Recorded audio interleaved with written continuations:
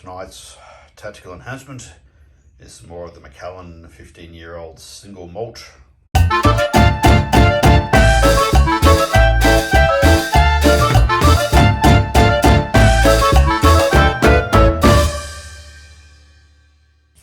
Tonight we're playing Warhammer 8th edition, 2500 points.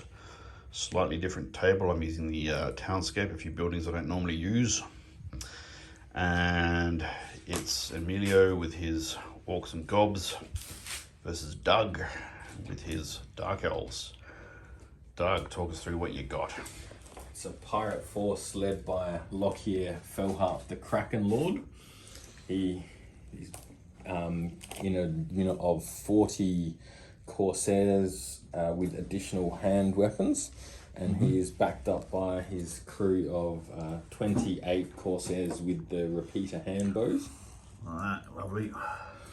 Now, there's 3 bolt throwers in this force, but the main hitting power in this comes from 3 Hydras, of which this old Reaper model is a ranged option 1 upgrade. Oh yeah, the spitting bile, whatever the fuck it does. And with the other 2 have the normal breath weapon. Right. And then there is also a unit of 5 Cold One Riders. Very nice. And then in the rare section we have, this is a counts as Medusa for this one. This burrowing Hydra head with counts as spare parts that we put into good use. And a Corridobus, which I'm hoping does great things. So we'll see. Yeah, excellent. All right. It's a very different configuration to what I normally do. There's no magic and there's only hero level character. Yes. Plain battle standard bearer. Yes. Emilio, talk us through what you've got. Okay, so what you're looking at is a Orc and Goblin army, 2,500 points. Starting over this side, you've got 20 Night Goblin Squig Hoppers. Supporting those Squig Hoppers are Goblin Big Bosses. So there's a couple of those in there as well. Right up. You've got your Bolt Thrower, which is your spear chuckers, and they include an Orc Bully in there as well, just to keep them under control. And you've got your Goblin Wolf Chariots, and there's 3 crew on each. Now these big menacing looking guys are your Mangler Squigs. They're only 65 points each, but they look like they're 130 points each, you know. But Big plastic balls to win. but they can do nasty things. Another Wolf Chariot. And then you've got a big block of 40 Night Goblins. These guys have got short bows, netters, and a few other surprises. And then you've got your big block of Savage Orcs. The Savage Orcs have actually got in there my general, which is the Savage Orc Great Shaman level 4. Also, there's a Black Orc Big Boss, so that will help with re-rolls for Animosity, because I played a game against Chris and Animosity was really bad for my mage. So I've learned from that particular lesson. They're Biggins as well, the Savage Orc Biggins, so they're the elite of the Savage Orcs. You've got your 3 Stone Trolls, my favourite, which is 3 Snotling Pump Wagons. There we are. They've got their upgrades on them as well, which is the big steam rollers, and they've also got sails, Doug. So they can move a little bit faster. They go a bit faster. A little bit faster. And then there's another block of skirmished Snotling, well not Snotling, sorry. Yes. I was just thinking, if they got sails on them, we should roll for wind direction like we do in Black Seas and just see how badly it fucks things up. No.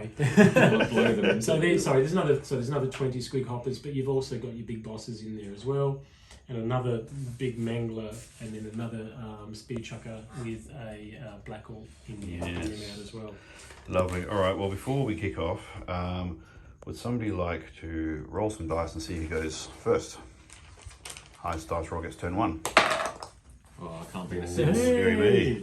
So the Orcs are going to be piling in. All right. We'll check in at the end of Orc turn 1. And have you tested? Right. End of first turn, first half. This is the Orcs and Goblins. They're doing a refuse fun. They're sitting back over here, shuffling the position there. Mostly get the mage in range, and they're pushing hard on the right flank. In the magic, the main thing was the foot of Gork dropped on these guys and wiped out 11 of them. That fucking spell. I've had personal experiences with that myself of late. Nasty. Yeah. And Hand of Gork picked up that main list, we can move them up a bit. And that was really it. Oh, and one of the bolt throwers knocked a wound off of that Hydra, the other one missed. That's it. So they're just it's typical first turn, moving into position.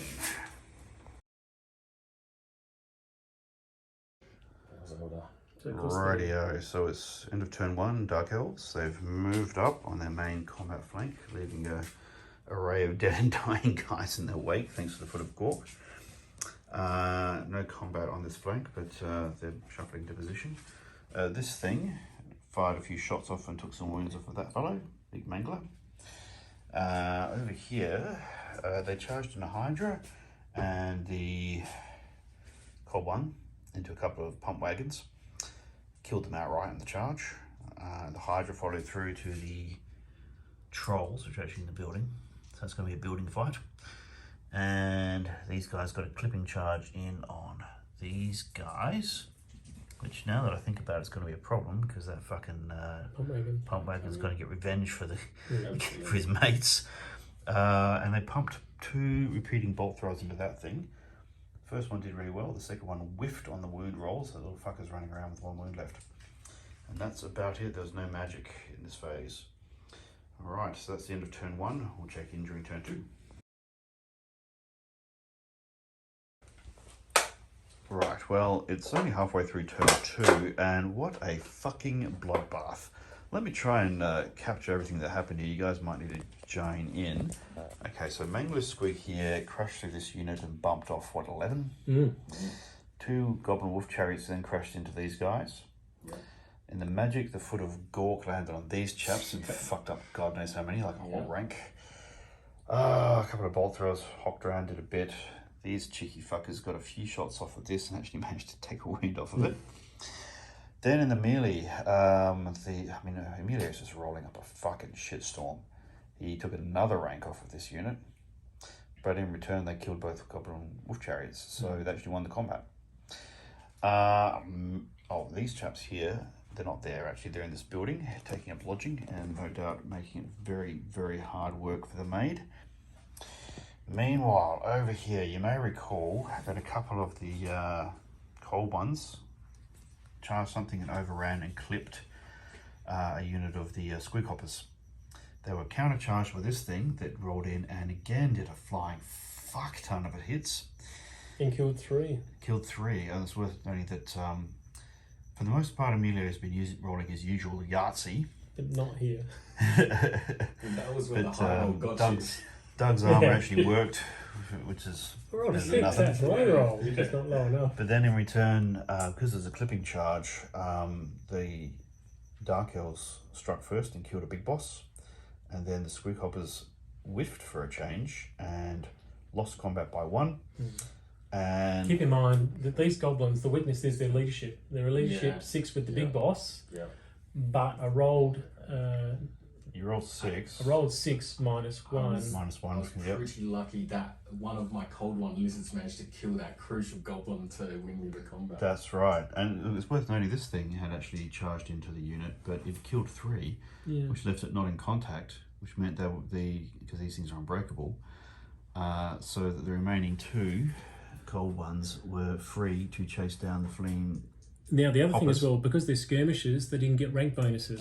That's right. And this is the weakness. There's plenty of them, but if you put them in a big block, it doesn't necessarily help you. That's an interesting lesson for the day. So they all got chased down and massacred.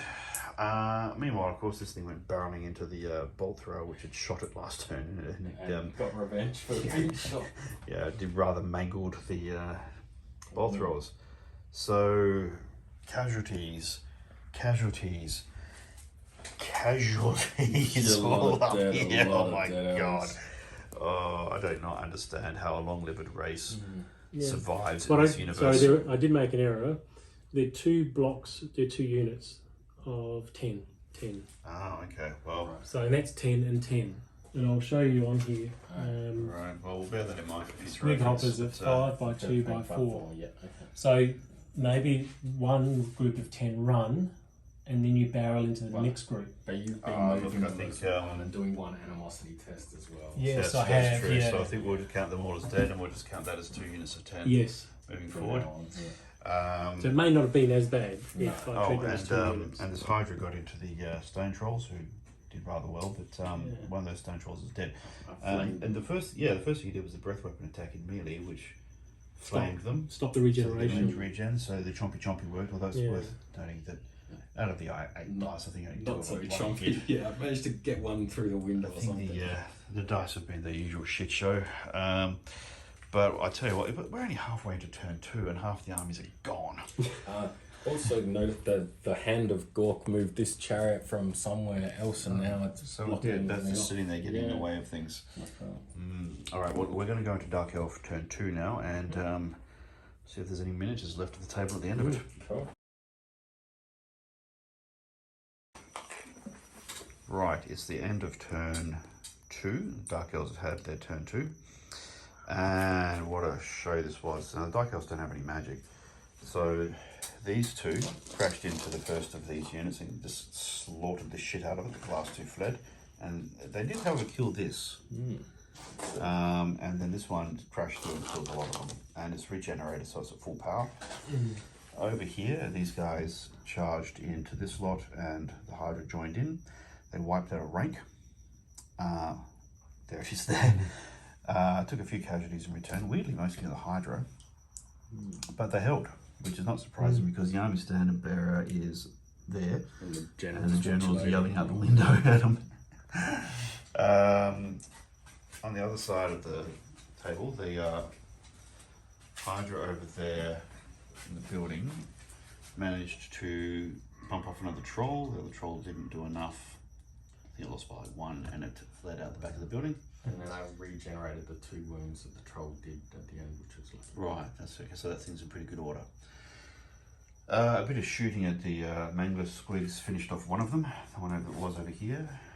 These guys failed to do their swift reform, so they're just hanging around waiting for something to do. And the shooting damaged this chariot, but didn't kill it. So we're just arguing over who won. Now, just keep in mind that it's the end of turn 2, Mm. so we haven't really got that far into the game. And my biggest strength is in my turn with my magic. That's true. I mean, So magic's been my really magic horrific. has been particularly horrific to Doug. Yes. And I'm centrally located, so my biggest force, my most powerful elite force, which includes my mage, which has some really powerful magic as well that I haven't even used in close combat, Yes. haven't even been tested yet, and they're right in the middle of the battle. Well, except they can't charge out. No, but I would come out, and you'd either charge me, and I would... See, here's the interesting thing about it. I mean, I set up a really terrible table because I was in a rush and I couldn't be asked getting my trees out of the box. They're all tucked away in. So I just put out some terrain I don't often use. Now, this flank is pretty much a goner. The magic is super powerful, and Emilio's dice are super powerful. It's worth noting Doug's been borrowing mine, and they've been rolling terribly for him. Absolutely fucking woeful. Although Emilio's dice packed it in this turn as well, he didn't do very as well. They stood. Yeah, I mean, I think there's a bit of a rubber band effect going on. What strikes me about this is the positioning is really interesting. So this chariot will bump off this creature here. This meat grinder probably won't end well for the Dark Elves, but there won't be much of that unit left, if anything. I figured I'd kill them eventually with the Hydra. I haven't used my breath weapon as well. So. No, that's true. Don't fuck them But up. with the magic that I've got, there's no doubt that I would actually have an impact. Oh, yeah, definitely. You'll definitely do something somewhere. Yeah. That Hydra is in combat. That Hydra, we don't know what happened to that. But here's the thing that gets me, right? A lot of things are out of position. These guys are out of position to do much. They can mop up these guys if they kill the Hydra. Look, Death Star units in the building needs to come out of the building and then do a charge, but I can still come out of the building and attack. No, you can't. This is the thing, right? When you come out of a building, you deploy your back rank against the edge of the building and you do a normal move. You can't charge. So on turn 3, they'll come out somewhere and then have to maneuver, but without charging. Now, but where can you put them? There's no space on this side. You can come out the back, or you can come out this side, but then they're not in a position to fight anything. I mean... So the train isn't working for me. No, the terrain's been quite horrid, frankly. I mean, it looks pretty. You can come out this side and start trying to chase down Mr. Hydra here. And this guy's pointing the wrong direction. He's got to do a U-turn to get back into the fight. I think there was about a 50-50 that the Mangler now would just bounce off. I was hoping that he would just... Yeah, the Mangler's got a 50-50 chance of going off the table, but if it comes back, it could hit something, do God knows what, make a mess of whatever it hits. Although that Mangler did bump off an expensive bolt throw, if nothing else. So I was leaning toward supporting Doug calling this one. I think casualty wise it's a shit show on both sides, but the maneuver has been horrid to both sides. So we've got clipping charges because we can't go all the way through. We've got guys trying to struggle through narrow gaps, people fighting in buildings. If we had, another 3 hours to play until... If we had another 2 turns, the next turn would be a waste for me, except for the magic would be great, but the movement would be crap. But the 4th turn, these guys, which are still pretty much full strength, full strength. and they actually are my elite. Yes. And I've also got some more heroes and things like that in there. These guys will hold their own. You don't have much left. No, but my plan was, because I thought 2 turns I was not going to fight them at all, and every elf is faster than that unit because they're 4. So they would never fight me. I don't know if it might be turn 5 before they get a charge in, because I come out and the following turn they got a maneuver to get in position and then they'll smash something. I don't know if there's going to be much left in 2 turns. Everything's dying so quickly on both sides. So that's, I think the terrain has perhaps been the victim in this battle. Probably helped me overall just because of that crew, and even though it hurt me a little bit, the Hydra still did its thing, but just that I was like, cool, they can't really affect me so much besides the foot, which was absolutely devastating. Of my elven casualties, over half would have been that magic, foot, if was not magic. 3/4. Yeah.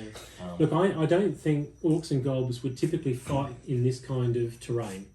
If anything, they would have already been here and burnt those buildings down and then come back to fight. If I was humans or Bretonians, they'd maybe raid me, but we're both kind of evil fighting over.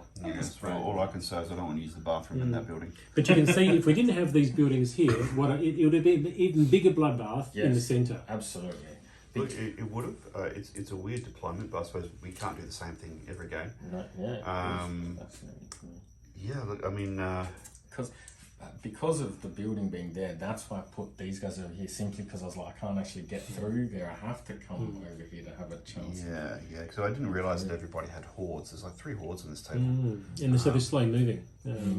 The other thing I could do, though, is my magic could get me out of this building, position me for a charge in your rear. That's actually a pretty good idea, actually. But it's going to be my turn next to move away, though.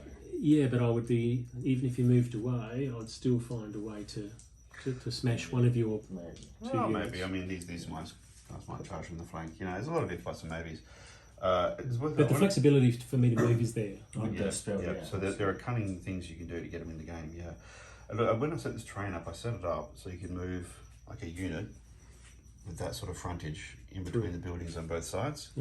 I didn't think about hordes when I set up that terrain. But when I deployed, Doug put all his forces over to the centre right side, whereas mine were evenly spread. So even if I tried to wheel, the buildings were still in the way. And so there was a bit of time wasting going on. Because your deployment went pretty much 5.5 out of 6 foot length of the table. It's a massive one, especially with the skirmishes taking up such a footprint. Yeah, they do. They take up a lot of space. All right, gentlemen, what have we learned? I like this army. It's the first time I've played this army. I probably wouldn't play it the same way next time. One of the mistakes I made is I made them a block of 20 when there should have been 2 blocks of 10. It would have meant, though, testing for animosity twice, not once. This game, I did really well with not being affected by animosity. I played a game against Doug before, and I suffered with animosity issues for 3 turns. It's worth noting that on this particular instance, because I only had to fight a unit of 10, they ran, and it helped me here. Whereas if it had been the full 20, you would have maybe killed that Hydra with your extra attacks or something. So here it kind of helped a bit. Well, you got the chance to charge me most of this game. The only time I got to charge you was that block here. Otherwise, you were winning on the charges. I have to say, I would quite happily fight either of these armies with any of my armies, and I reckon it would be a good day for both of us. I think it's very fun. This is pretty evenly matched, don't you think? I'm very glad I took the fast flank Dark Elf army. If I'd had a magic phase, we'd probably still be on turn one. Well, that's sleep deprivation for you. Yeah. Because both these armies have massive powerful elements, but they're not like some of the Death Star type. some of the don't be a dick lists that we've seen in games past.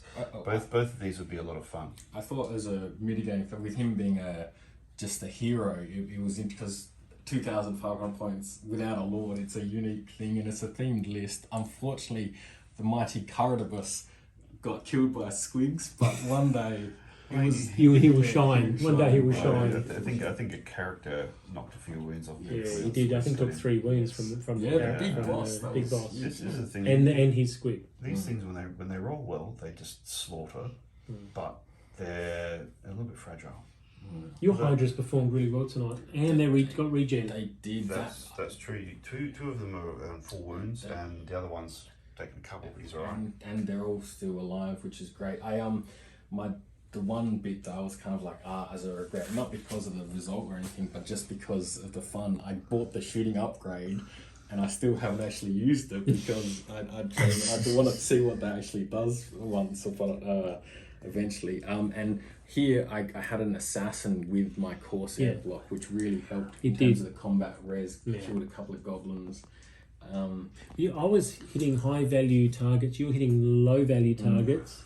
But I was losing my leadership on the combat result. Absolutely. So in terms of my actual overall deaths, it's only the Caradabus and that bolt thrower. Everything else, despite being wounded, is still alive. Yeah, and I had 3 Snotling pump wagons and 3 goblin chariots, and only 2 chariots paid dividends, and 1 Snotling pump wagon paid dividends. The others got wiped out by your charges. Yes. Well, this guy will probably go charging and kill something. So all of your kamikaze chariots will do what they do. Your Bally Chain Duty did what he did. The big one over here did what it did. This one got a kill over here. So look, there's a lot of fatalities, but the game is still on. My personal sense is, unless your magic solves your problem with these guys. I was hoping that my wizard would get into a challenge with your general, because he would actually, what I was getting ready to do, I know yours has 5 attacks and he's got special abilities, but my combinations were going to be the Fencer's Blades, which he's got, plus he would have had Fists of Gork. Now the Fists of Gork and the Fencer's Blades would have actually given him weapon skill 10. He would have had his 2 attacks, but he also would have saved on a 5+. Yes. So he would have made him really, really tough. Would have been pretty even fight, actually. It would have been fun as well, because with my deck has a regen save, but because I got no magic, it would have been hard for me to actually stop that spell from going off. Yeah, so weapon skill 10 definitely would have done something to you. I was pretty... And the whole unit would have benefited from that buff of 5+2. I mean, when you go to level 4 mage, they're gonna either fuck shit up or fuck themselves up. And we saw a little bit of both. It's pretty funny in terms of the casualties on that orc unit, which I'm pretty happy with being able to avoid all game. 5 orcs, or maybe 6 were dead. 1 was due to a black orc killing animosity. The other 4 were due to the shaman exploding 4. Which was fine. I would prepare to take that. So the Dark Elves have not inflicted a single casualty on that unit, but the orcs themselves... Yeah, but that's typical, isn't it? Yeah, orcs and gobs always inflict more damage on themselves sometimes. Actually, we may have to look this up another time, but I remember once you had a mage do that exact same misfire, and it killed 9 out of 10 guys in a building.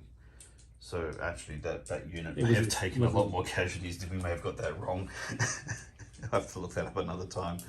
But that would be a bit rough to have the entire unit take a strength 10 hit on every guy. I think the Squig Hoppers, because it's the first time I've played them, I don't think I played them to their best ability. And I reckon there will be better ways to...